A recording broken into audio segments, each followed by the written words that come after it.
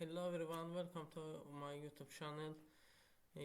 Today I will show how do you reset Excel settings, and right here register editor and choose this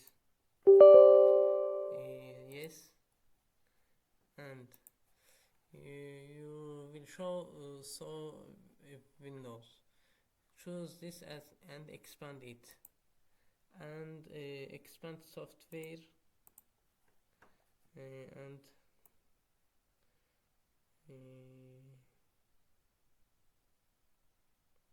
we must choose Microsoft, and this choose Microsoft and expand it, and we will find Office.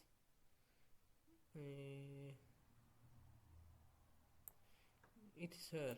Choose Office and expand it, and choose first and expand it, and choose Excel. Click right mouse and choose delete. Yes. So it's enjoy. I am new in YouTube. I wait your support. Thanks.